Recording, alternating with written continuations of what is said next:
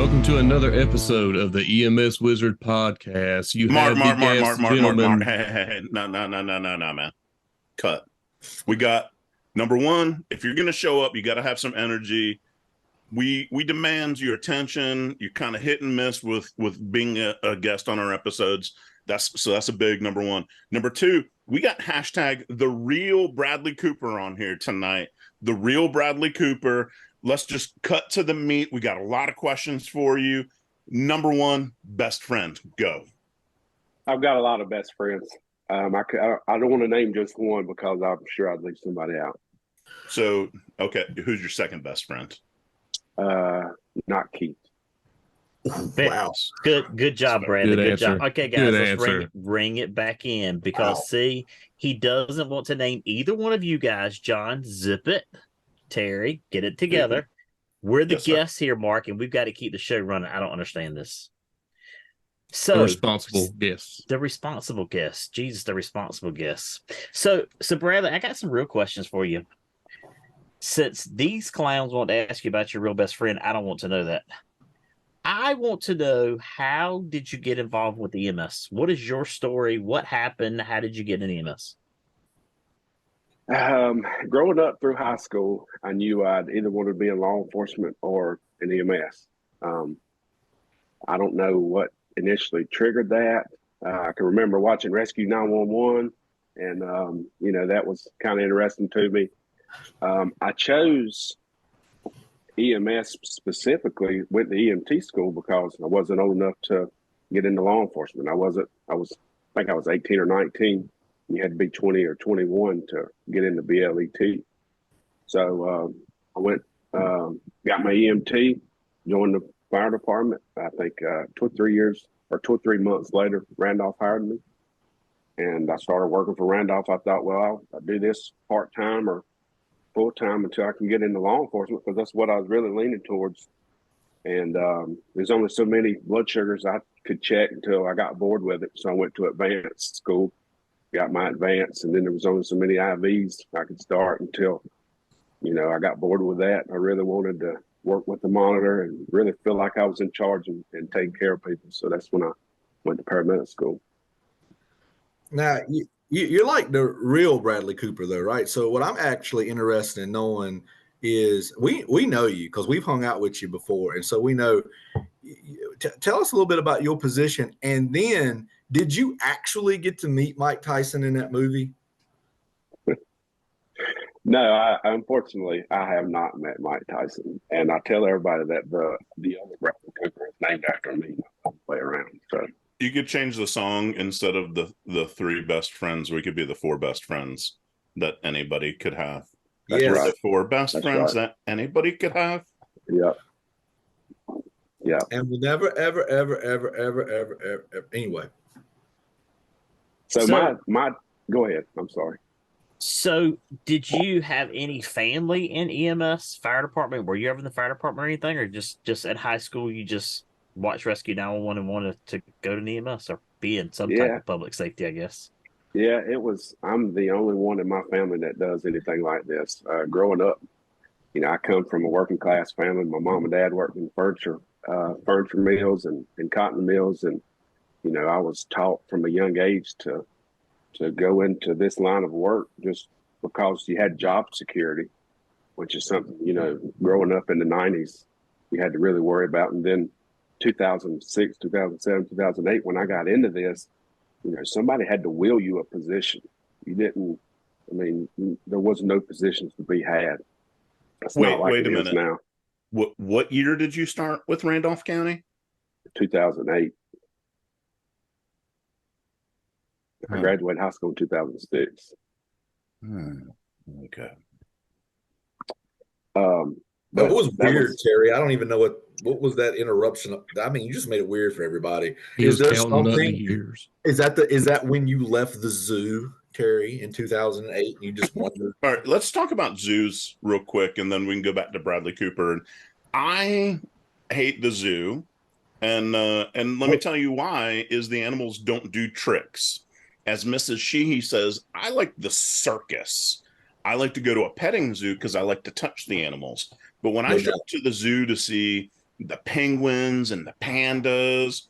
Let's keep it real. The polar bears, the big bears. You know, when I see the big bears, I want to see them doing things.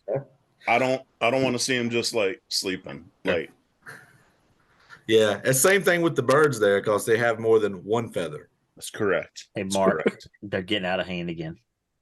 Reel them back in, Walter. I'm trying. There's no hope. They are lost. Is that the red fox? They are lost. They are just lost. They're lost. Terry, ask your real question. So my real question, Bradley. I have real questions. Yeah, I was like, I have a real. Why don't you make me a sandwich behind you, Terry? I see your screen. I want a scrambled egg and cheese. Just make sure it's chunked, smothered and covered. Just make sure it's not turkey. We'll be getting enough of that soon. Yep, so about a week or so. All right, so count in on 3, 2. Bradley, so the real question is, when we talk about EMS, when we talk about agencies, sometimes it's like the titles are made up. So you're a captain at Randolph County. What does a captain do in your agency? What do you do as a captain at Randolph County? So for us, we're split up into different divisions. So I'm the captain over EMS. So I've got 4 shift supervisors under me, and they are lieutenants. So I'm the assistant operations officer. I've got a major that's over EMS. He would be like what some people call the EMS chief of the division, and then I'll fall under him, and the shift supervisors report to me. But specifically, I'm the first one in the agency to hold my job. So I made this job what it is because there was nobody to train me to do it. But essentially, my responsibilities are hiring, training, the discipline, the difficult conversations we got to have sometimes, and then just overseeing the day-to-day operations. You know, we've got 8 bases and a total of 11 trucks on the road. We oversee 2 franchise agencies that run in our county, and that's kind of my job. I oversee fleet maintenance, vehicle ordering, medical supplies, and training, logistics in the morgue. They all report to me. I mean, that's a whole lot of pit and parcel things. But I want to kind of come back to one of the things that you said early on, because I think a lot of our viewers, our listeners, they might be in positions as well that nobody has ever been in that position before, and they kind of create their own position. So what advice would you have if you were giving somebody, hey, they've never done that before? What are some lessons that you learned along the way in making it up as you go along? The biggest thing was going to my supervisor, my major, and saying, I'm now your counterpart. I'm your partner. Tell me what I need to do. Tell me what I can help you with. And then the other thing was I was promoted from being a shift supervisor. So I knew the problems or the perceived problems that I could work on immediately and fix that I was seeing from the shift supervisor level. So that would be my suggestion. That's kind of what I did. I'll be honest. I started this job January 2nd, 2020, and the first 60 days, I feel like I got the most done. March 1st come around, we get back from Wilmington, and there's no toilet paper, and the world shuts down. Yeah, and that was my life. For the next. Yeah, Chris Wilson talked about it one time at a conference. He said that, you don't know logistics until you had to start buying a mask from a guy in the back alley in the middle of High Point. And that's the truth. That's what my job consisted of, was finding supplies, finding packers, finding all the things we need to run the agency. And it sounds like one of those big things for that success, if I'm hearing you, is that communication up to your boss and communication down to those folks that are direct reports. Yeah, for sure. I mean, that's the biggest thing. I had first-hand knowledge, but I also got to hear some of the other problems that shifts were having, and some of the things that I could now take charge of and control being over them. Can you give us a little demographic on Randolph? Just so everybody can sort of find that on a map. That's the Asheboro area, right? I know we've mentioned the zoo and stuff. And what can you tell us about Randolph demographically? Yeah, we're about 145,000 residents, 792 square miles, I believe. The 11th largest county in the state based on population, and the 19th largest. No, I'm sorry, the 19th largest on population, the 11th largest by square mileage. We run about 27,000 calls a year, and it's increasing by about 2,000, 2,500 calls year over year. We've got 8 bases, 11 trucks, 2 franchise agencies. We work 12-hour shifts, straight days or straight nights. I've got 94 full-time employees, and I think right at 50 part-time staff if we're fully staffed, and we're in pretty decent shape. We run a double-matted truck every once in a while. And y'all's biggest city is Asheboro? Yeah, biggest city is Asheboro, and then next would be Archdale and Randleman as far as population goes. Okay. Archdale, that's the one that borders next to High Point, is that right? Right. Yeah, right. Yeah, we're if you look at the map, I mean, we're the square dead center of the map. Our the county logo is serving with heart from the heart of North Carolina, so just south of Greensboro, 20 minutes probably. So have you talking about your shifts? You said you work 12 hours. It seems like y'all used to be 24s, and y'all, did that switch happen while you were there? Or did it happen before you? And if you were a part of it, what led you to change? Yeah, I was shift supervisor when we got it approved to move to 20 or move to 12s from 24s, and that we started that shift. We did it 2 trucks at a time. So we started with Asheboro. So 2 Asheboro trucks went 12 hours. Following July, the new budget year, we did another 2. And then the following January, we did another 2. So we transitioned every 6 months over the course of a year and a half. And, I went from working 24, 48, which is what we did work, to Monday through Friday, 8 to 5 typically.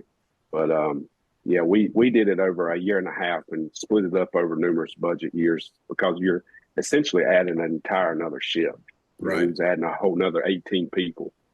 And then, we made that transition January 1st, 2020. And, 3 months later, and now COVID. And, we went through a tough struggle there for a while, logistically and operationally, just because of COVID and deciding to make the change to 12 hours at the same time. So, Brad, some of our back porch conversations you and I have had a few times now. One of those conversations we've had was talking about some of the promotional processes and seeking out some new ways. So, with everything that you guys have kind of sought out and applied new processes, what were some of the challenges you found in your promotion processes? What were some of the solutions that you guys come up with? I think it was last week, Mark, you talked about networking and how important that is. And I've reached out to, I know every one of y'all, about some ideas on numerous things. And one of the last interview processes we did was I think it's in basket is what it's called. Essentially, it's like a scenario type interview, and it was for an assistant shift supervisor position that we was going to be promoting. And it was, I got a lot of good feedback from that. It was not a typical oral style interview that we normally hold. And I had all my shift supervisors sit there and evaluate. And I kind of ran it. So I was off, kind of out of touch from it. I just ran the scenario. But that was one thing that I found, that reaching out, networking really helped be able to give us, some good information and some ideas on kind of thinking outside the box when it comes time to choose your next leader. Yeah, absolutely. Absolutely. So, some of the things we've talked about also in previous podcasts was the academy concept, but growing with a lot of popularity. You guys have been working through that process. How's that going? I tell you, I cannot thank the county manager and the county commissioners enough to be able to award that. That's a huge investment for the county, and essentially, paying something Guilford County's done for the last 22 or 23 years, and they pretty much got it figured out. But that's a thing that I think you're going to see in the future. More and more agencies are going to have to do that. Our justification was for the academy was because of the population boom that we're probably getting ready to have, and adding trucks. We've got to keep paramedics in the pipeline, and that has gone good. The planning has gone good. That's going to start January 2nd. RCC, our local community college, has been really great to work with, and to be able to help us get this started. It's essentially going to be RCC's class. We're just going to host it at our facility. And hopefully at the end of it, I think it's a 9-month academy, at the end of 9 months, we'll have 10 more paramedics I can put on the truck and take 10 more off the truck and put them in the academy. And, we want to continue this partnership with RCC as long as we can. So when you say academy, you're talking about paramedic class, there's lots of different academy styles that are out there where they're bringing in people that don't have anything and they're teaching them EMT. When you say academy for Randolph, you're saying EMTs that are already working for you and you're going to teach them paramedic? Yeah, that's right. Yeah, they already, and we were funded or budgeted for 10 positions. So, luckily I had 11 people apply. So we put one person on the wait list, but had we not, I would have opened up to outside EMTs to come and, apply for us to be able to get their paramedic. You'd have to be an EMT. It would be an EMT to paramedic academy. So you're starting that in January, you said? Yeah, it'd be January 2nd. Yeah. Gotcha. And I think, we're not using any contract or anything like that. I don't want anybody working for us that does not want to be there because they may owe us something, or there's nothing that ever is good that comes out of that. So after 9 months, if they want to leave, I hope they don't, but if they do, I'll shake their hand and wish them the best, and we'll just continue on. I think it's important also to note that if you foster a good culture and you're supportive of your employees, I think that pays dividends, and that's where you get a lot of your loyalty from. Yeah, I was going to say that you kind of grow them to be loyal that way, and having someone stay because they choose you versus feeling they're obligated to you, I think that makes a big difference. And, I think it says something, and maybe that's going to resonate with today's crowd more so than having them feeling I have this commitment that I must do. Whatnot. Yeah, that's interesting to hear going to 12-hour shifts as well, because a lot of people are going to 24-hour shifts, and y'all actually went 24 hours to 12s. How was that adjustment with that? Did you lose any employees? Have you gained more employees? Have you had trouble filling those 12-hour shifts now? How has that gone? It's interesting because Davidson County went to 12-hour shifts about a year or so before we did, and we lost employees to Davidson County. I think we lost about 8 because they wanted to work 12-hour shifts. So, it was apparent we needed to do something to be able to compete. And we ended up, I think we hired 4 or 5 of them back when we went to 12s. But it's one of those things, everybody's got an opinion about it. Most people are going 24/72, and that's a great schedule. But with our size agency and the population and the call volume that we have, it is just generally not safe to work a 24-hour shift in Asheboro or a 24-hour shift in Artsdale. Now we allow it. We have providers that do it. It's not sustainable. And so I wouldn't say we lost anybody because we went to 12s. We had some that were pretty vocal about wanting to stay on 24s, mainly because of another part-time job schedule. We all have a part-time job. We do. When you, I don't, but most of them do. But if my part-time job is 2 twin girls, and that's a full-time job too, actually. But I lost my train of thought. Did you say train? Wait, we didn't. You guys have trains? You have trains in Randolph County? Yeah, we got trains. But to answer your question, Walter, we didn't really lose question's anybody. More important. It was, and I'm thankful. And for the most part, I think everybody enjoys it. It's good. That's good because it's, it's a toss up right now. Sometimes you see. Yeah. And like I said, I don't know. I think a lot of rural agencies, it works for them. It's perfect. I would love to work 24/7 schedule. I miss my days off during the week now, for a more urbanized agency like, we're becoming in the Guilford counties and the Precise. I just don't see it being sustainable. How many calls does your crew members run per shift, you think? In a 12-hour shift in Asheboro, if they're busy, they can run 9 or 10. Oh yeah, so yeah, it'll be hard to do a 24-hour with that because you wouldn't get any sleep in 24 hours. Yeah, that's Correct. The thing. And we let our night shift, our night shift still can sleep. We've got beds in all the bases, and they don't have to post up or anything like that. So night shift typically runs half the calls. When we run the day, the night shift runs half the calls than day shift do. So I've actually got more people that want to work nights than I do days. Gotcha.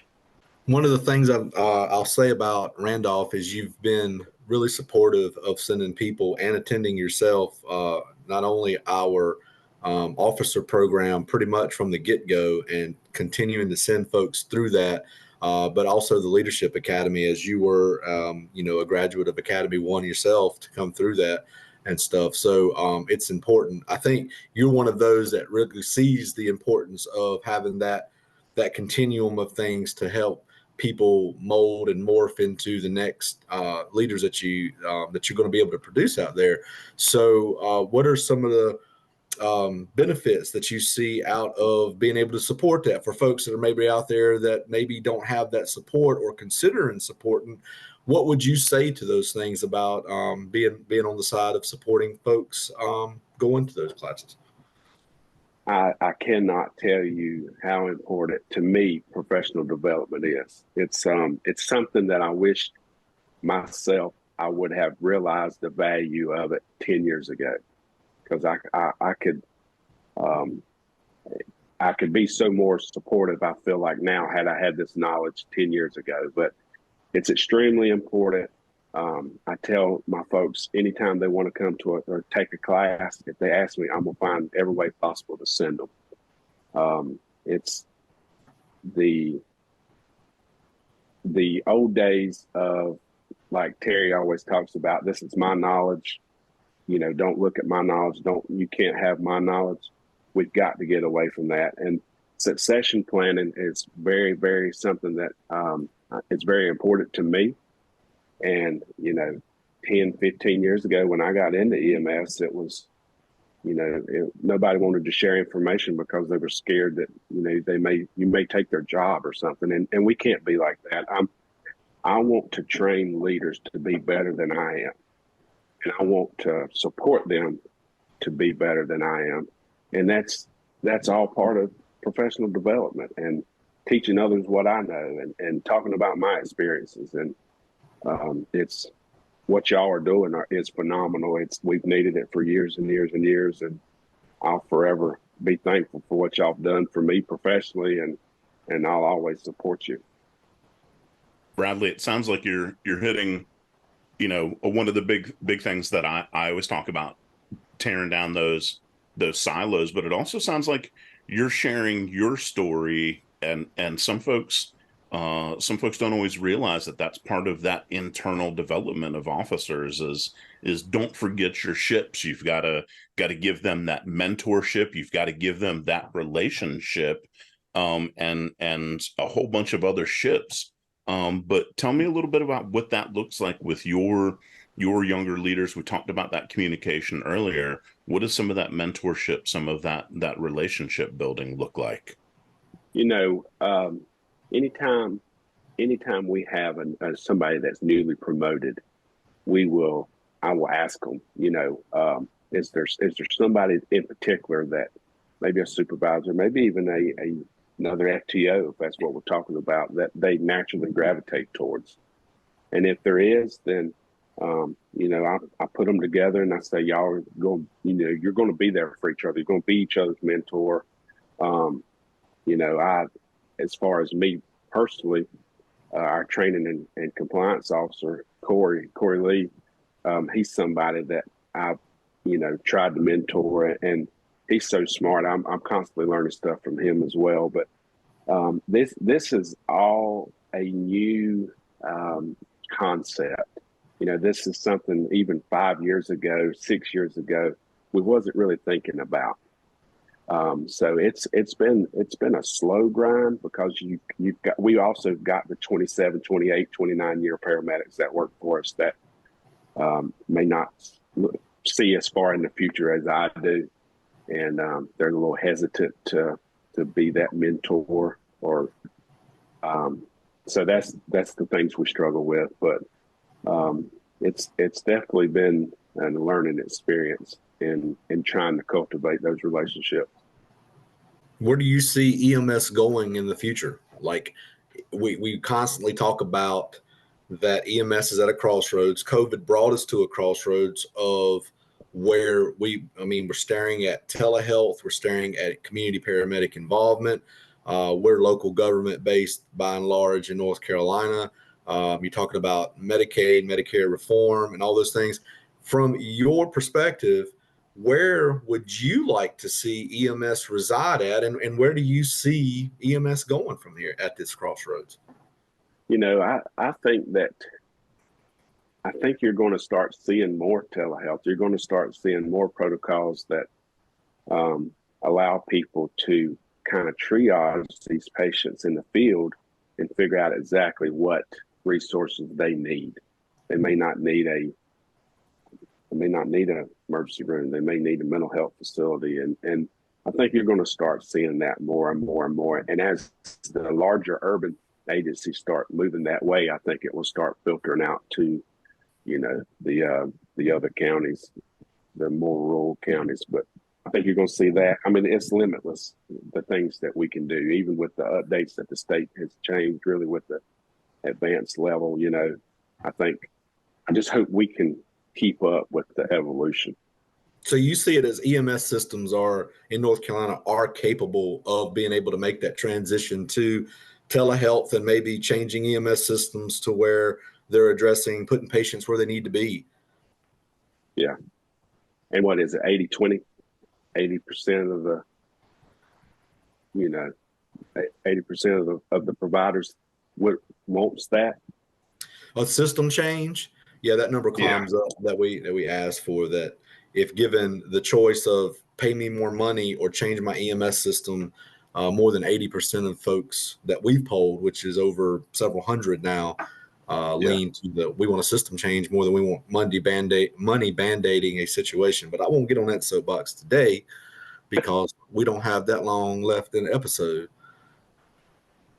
And then Walter will be mad at me. We can't have Walter mad at me. Never. Walter would never be mad. He's just a guest. If I had to be mad, I would be mad that I haven't been invited to go fish on Randleman Lake yet. Yeah, it's currently closed now, but you should go, Mark. Right now's the time to go. Then yeah, there ain't nobody there. Why is it closed? They closed it in the off season. Okay. So I think it's closed from November 1st to March 1st. I think it opens March 1st. So my invitation will be coming in 2024. Here's that, Mark. Maybe we'll get an invitation in 2024. Yes, for sure. But I mean, High Rock is open, and you know they took 25 pounds to win a tournament today, so they're biting. Okay. Are these real places, or are you making these names up? No, man, you need to open the atlas and take a look. Who owns an atlas? I'm gonna send him a Rand McNally. That's exactly what I'm gonna do, Terry. I'm gonna send you a Rand McNally. What is this? 1963? Walter's ring down, hoy hoy. Hey, Terry, pull out Google Maps. Internet. Pull out Google Maps, see if he can help you out. I figured he was open with the atlas.